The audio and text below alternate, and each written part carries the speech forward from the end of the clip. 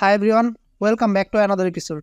আজকের এপিসোডে আপনাদের আমি শিখিয়ে দেব কিভাবে ওয়েবসাইট ব্যাকআপ নিতে হয়, বা আপনি যদি আপনার ওয়েবসাইটকে মাইগ্রেট করতে চান অন্য কোনো হোস্টিংয়ে, সেটা কিভাবে করতে পারেন সেটা আপনি আজকের এই ভিডিওতে শিখতে পারবেন।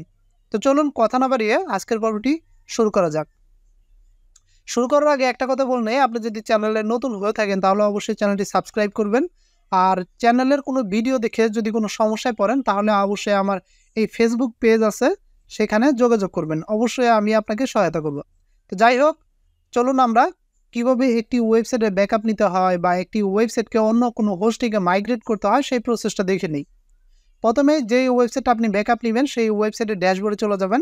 তো আমরা যেহেতু এই ওয়েবসাইটে ব্যাকআপ নিব, সেহেতু আমরা এই ওয়েবসাইটের ড্যাশবোর্ডে চলে আসলাম। এটা হচ্ছে একটা ওয়ার্ডপ্রেস ওয়েবসাইট। সো এই ওয়েবসাইট কীভাবে তৈরি করতে হয় এটা যদি না জানান তাহলে আমার চ্যানেলে ভিডিও আছে, দেখে নেবেন। ওয়েবসাইট তৈরি করার সম্পূর্ণ প্রসেস আমি দেখিয়ে দিছি। তো যাই হোক, আমরা ব্যাকআপ নেওয়ার জন্য কি করব, প্রথমে প্লাগইনস থেকে অ্যাড নিউ সেকশনে ক্লিক করব। এরপরে এখানে সার্চ দিব ব্যাকআপ, BACKUP ব্যাকআপ। ব্যাকআপ লিখে সার্চ দিলে আমরা কোনো স্পেসিফিক প্লাগইনের নাম লিখে সার্চ দিই নেই, কারণ আমরা দেখবো যে ব্যাকআপ নেওয়ার জন্য কোন প্লাগইনটা বেস্ট হবে। এখানে অনেকগুলো প্লাগইন চলে আসছে, যেমন আপড্রাফট, ব্যাকআপ মাইগ্রেশন, ডুপ্লিকেটর, এরপরে হচ্ছে backup WP, Jetpack, all in one WP, migration, অনেক ধরনের প্লাগইন আসছে। তবে আমি রিকমেন্ড করি দুইটা প্লাগইন, একটা হচ্ছে আপড্রাফট প্লাস এবং আরেকটা হচ্ছে all in one WP migration. এই দুইটা প্লাগইন আমি সবসময় রিকমেন্ড করি। তো আজকে আমরা শিখবো যে all in one WP migration দিয়ে কীভাবে আপনি সহজে ব্যাকআপ বা মাইগ্রেট করতে পারেন আপনার ওয়েবসাইট মাত্র এক ক্লিকের মাধ্যমে, সেটাই আমরা দেখব। পরবর্তীতে অন্য কোনো ভিডিওতে আমি অবশ্যই আপনাদের শিখিয়ে দেবো কীভাবে আপড্রাফট প্লাস মানে এই প্লাগইনটা ব্যবহার করে কীভাবে ব্যাকআপ বা মাইগ্রেশনে কাজ করতে হয়। তো যাই হোক, আমরা এই প্লাগইনটা কী করব, প্রথমেই ইনস্টল করে নিব, এরপরে অ্যাক্টিভেট করে নিব। যেহেতু আমার ইনস্টল এবং অ্যাক্টিভেট দুটোই আছে, এই কারণে এখানে কিন্তু কিছুই দেখা যাচ্ছে না। তো যাই হোক, আপনি অবশ্যই প্রথমে ইনস্টল করবেন, এরপরে অ্যাক্টিভ করবেন। অ্যাক্টিভ করার পর আপনার সাথে সাথে এরকম একটা অপশন চলে আসবে, নতুন একটা অপশন এখানে মেনুতে যোগ হয়ে যাবে, all in one WP migration. আমরা এখানে ক্লিক করব। ক্লিক করার পরই এখানে দেখেন সিম্পল সেটিং, এখানে কিন্তু কোনো কমপ্লিকেটেড বা কঠিন কোনো সেটিং নাই। আপনি জাস্ট এখানে আসবেন, এক্সপোর্ট টু, এখান থেকে অনেকগুলো অপশন আছে, আপনি কিভাবে আপনার ওয়েবসাইটে এক্সপোর্ট বা ব্যাকআপ নিতে চান সেখানে কিন্তু এখানে কিন্তু সেই ধরনের অপশন দেওয়া আছে। সো আমরা যে কোনো একটা অপশন বাছাই করতে পারি। তবে এখানে একটা কথা আছে, সেটা হচ্ছে এই প্লাগইনের দুইটা ভার্সন আছে, একটা হচ্ছে প্রিমিয়াম আর একটা হচ্ছে ফ্রি। সো ফ্রি ভার্সনে আপনি শুধু আপনার ওয়েবসাইটে ফাইলটা ব্যাকআপ নিতে পারবেন, এছাড়া আর কোনো উপায় নাই। আর যদি আপনি প্রিমিয়াম ভার্সন কিনেন তাহলে আপনি আপনার ড্রপবক্স, আপনার গুগল ড্রাইভ বা অন্য যে কোনো ক্লাউড স্টোরেজে আপনি খুব সহজেই ব্যাকআপ নিতে পারবেন এবং সেটা হবে অটোমেটিক। তো আমি রিকমেন্ড করি না আপনি প্রিমিয়ামটা কিনেন, যদি আপনার বাজেট থাকে তাহলে প্রিমিয়ামটা কিনবেন। যাই হোক, প্রথমে আমরা এখান থেকে এক্সপোর্ট থেকে আমরা ফাইলে ক্লিক করব। তবে এর আগে একটা বিষয়, সেটা হচ্ছে আপনি যদি আপনার ওয়েবসাইটের ফুল ব্যাকআপ নিতে চান তাহলে শুধু ডিরেক্ট এক্সপোর্ট টু ফাইলে ক্লিক করবেন।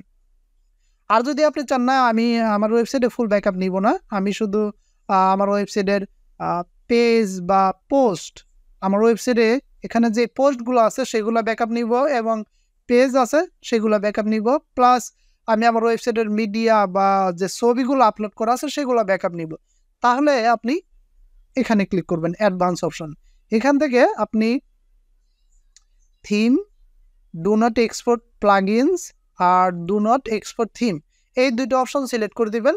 তাহলে কি করবে, এই প্লাগইনটায় থিম এবং প্লাগইনটা আপনার করবে না, এক্সপোর্ট করবে না বা ব্যাকআপ ফাইলটা দিবে না আপনাকে, যদি আপনি শুধুমাত্র পেজ বা পোস্ট অথবা মিডিয়া করতে চান, ব্যাকআপ করতে চান, ব্যাকআপ ফাইলটা নিতে চান।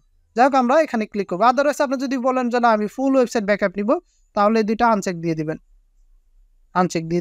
তাহলে হয়ে যাবে। তো আমি আপাতত আমাদের ওয়েবসাইটের পেজ এবং পোস্টগুলো ব্যাকআপ নিতে চাচ্ছি। তো এর আগে অবশ্যই আমাদের এই ওয়েবসাইটের যে পোস্ট আছে এবং পেজ আছে সেগুলো আমি রিমুভ করে দেব। আমি অন্য কোনো হোস্টিংয়ে বা ডোমেনে ব্যাকআপ ফাইলটা আপলোড করব না, এই হোস্টিংয়ে আপলোড করব। আপনি অন্য কোনো হোস্টিংয়ে আপলোড করতে পারেন যেটাকে বলে ট্রান্সফার। সো আমি করব না, আমি এই ওয়েবসাইটই করব, এক্সিস্টিং ওয়েবসাইটে। সো আপনি দুইভাবে করতে পারেন। যাই হোক, আমি এগুলো ডিলিট করে দিচ্ছি। Move to trash, apply. Delete হয়ে গেছে, আমরা পার্মানেন্ট ডিলিট করে দিই, তাহলে হবে। তাহলে আমরা খুব সহজে বুঝতে পারবো। ওকে, পার্মানেন্ট ডিলিট, অ্যাপ্লাই। পুরো ডিলিট হয়ে গেছে, আমাদের কোনো পোস্ট নাই।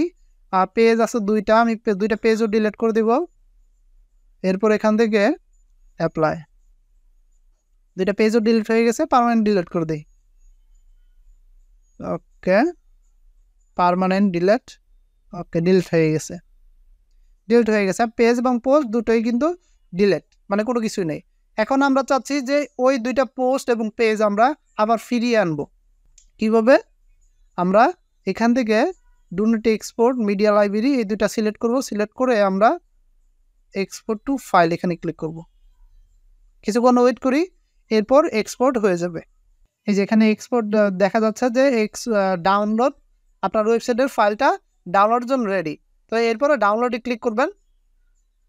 তো আমার যেহেতু ডাউনলোড করা আছে, আমি আর ডাউনলোড করতেছি না, আমার ডাউনলোড করা আছে অলরেডি।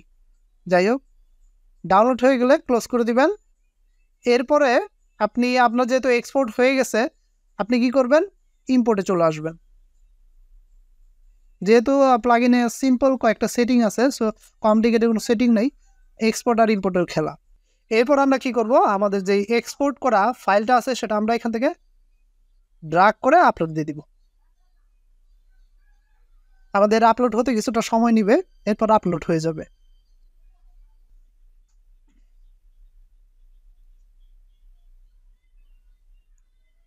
আমাদের আপলোড হয়ে গেছে। এরপর আমরা এখান থেকে প্রসিডে ক্লিক করব। আমাদের রেডি হচ্ছে, ওয়েবসাইটটা আপলোড, ইম্পোর্ট রেডি হচ্ছে, ডান প্রিপেয়ারিং। আচ্ছা, ইম্পোর্ট হয়ে গেছে।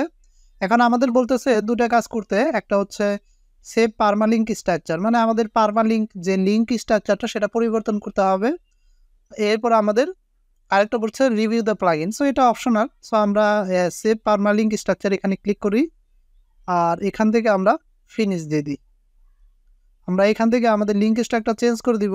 এই যে পোস্ট নেম এটা দিয়ে দিব, দিয়ে আমরা সেভ চেঞ্জে দিয়ে দিব। ওকে, সেভ চেঞ্জ হয়ে গেছে। এখন আমরা চলুন দেখি, আমরা একটু আগে মানে এই ভিডিওটা শুরু করার আগে কিন্তু আমরা পোস্ট এবং পেজগুলো ডিলিট করে দিয়েছিলাম। তো আমরা চাচ্ছিলাম যে এগুলো আবার ব্যাকআপ নিয়ে আসবো। যেহেতু আমরা ব্যাকআপ ফাইলটা আপলোড করছি, তো অবশ্যই ব্যাকআপ আসার কথা। আমরা অল পোস্টে চলে যাই এবং অল পেজে চলে যাই।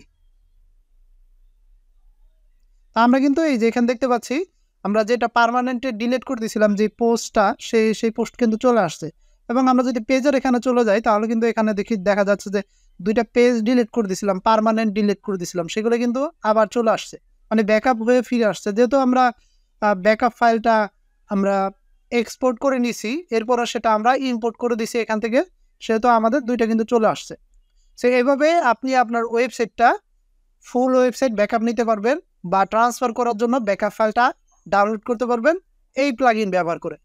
আদারওয়াইজ আপনি যদি চান যে না, আপনি আপনার ফুল ওয়েবসাইট ব্যাকআপ নেবেন না, শুধুমাত্র আপনার পেজ বা পোস্ট ডাউনলোড করবেন বা ব্যাকআপ নেবেন, তাহলে কিন্তু সেটাও করতে পারবেন।